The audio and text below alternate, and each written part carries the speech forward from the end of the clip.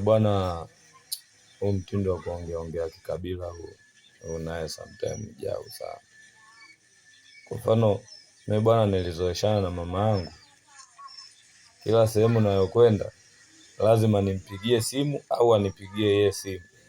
Ananiuliza, "Mwanangu, uko wapi?" Yaani kwa kilugha hii. Sasa sisi kabila letu bwana, kila neno au kila sehemu lazima uweke ku.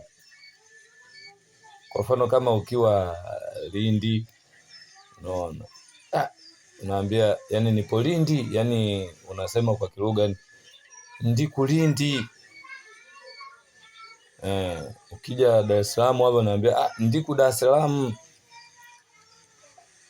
Unaona bwana, sasa nikabahatika kwenda Arusha. Arusha bwana, nikamwambia hivyo kwa matambo nini, ndiku Arusha, yani nipo Arusha. Sasa kule tulikuwa tunatembea kwenda sehemu tofauti tofauti. Bwana wewe, nikafika Marangu bwana.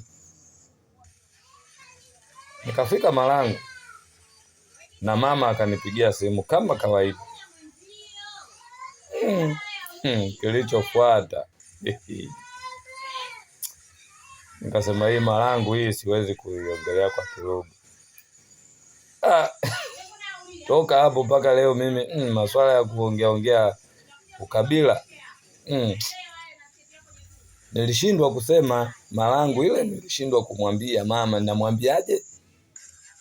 Eti hebu niambie hapo unasemaje?